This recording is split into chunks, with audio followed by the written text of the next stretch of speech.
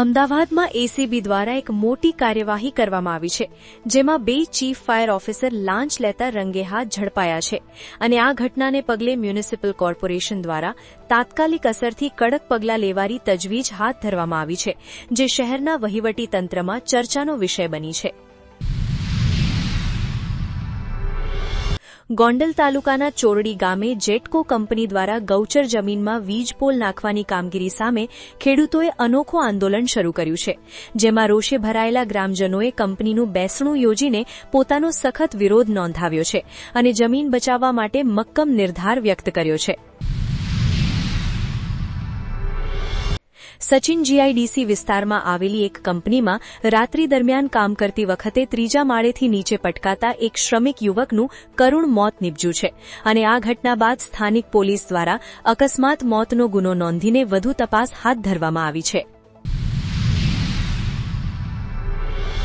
રાજુલા નજીક મોડી રાત્રે એક માલગાડી અને ટ્રેન વચ્ચે અકસ્માત સર્જાતા રેલવે વ્યવહાર ખોરવાયો હતો અને બંને રેલવે લાઇન બંધ કરવાની ફરજ પડી હતી. જો કે સદનસીબે કોઈ જાનહાનિ થઈ નથી અને તંત્ર દ્વારા ક્રેનની મદદથી ટ્રેકને પૂર્વવત કરવાની કામગીરી યુદ્ધના ધોરણે શરૂ કરવામાં આવી છે. દહેગામમાં તહેવારો ટાણે જ નકલી ઘી બનાવતી એક ફેક્ટરીનો પર્દાફાશ થયો છે, જેમાં રેન્જ આઈજીની ટીમે દરોડા પાડીને શંકાસ્પદ ઘીનો મોટો જથ્થો જપ્ત કર્યો છે અને આ બનાવટી ઘી ક્યાં સપ્લાય થતું હતું તે દિશામાં વધુ તપાસ આદરી છે. કડાણા તાલુકાના દધાલિયા ગામે છેલ્લા 20 વર્ષથી બંધ પડેલી એસટી બસ સેવા આજથી ફરી શરૂ થતાં ગ્રામજનોમાં અનેરો આનંદ છવાયો છે અને ગામ લોકોએ બસનું કુમકુમ તિલક કરી ભવ્ય સ્વાગત કર્યું હતું, જેનાથી વિદ્યાર્થીઓ અને મુસાફરોને હવે પરિવહનમાં મોટી રાહત મળશે.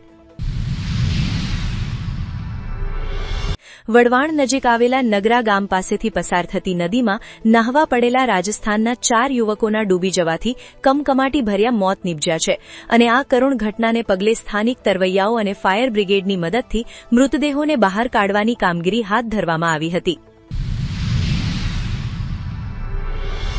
દેવગઢ બારિયાની દીકરી મિસબા દીવાને મલેશિયા ખાતે યોજાયેલી આંતરરાષ્ટ્રીય તાઇક્વોન્ડો ચેમ્પિયનશિપમાં શાનદાર પ્રદર્શન કરતા 3 મેડલ જીતીને માત્ર દાહોદ જિલ્લાનું જ નહીં પરંતુ સમગ્ર ગુજરાત અને ભારત દેશનું ગૌરવ વધાર્યું છે.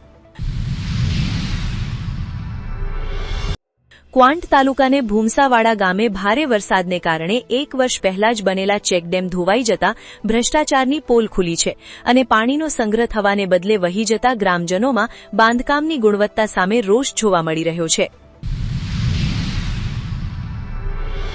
ડીસા નગરપાલિકામાં આજરોજ વિવિધ નવી સમિતિઓની રચના કરવામાં આવી છે, જેના કારણે ચૂંટાયેલા સભ્યોમાં ખુશીનો માહોલ જોવા મળ્યો છે અને હવે શહેરના વિકાસના કામોને નવી ગતિ મળશે તેવી આશા વ્યક્ત કરવામાં આવી રહી છે.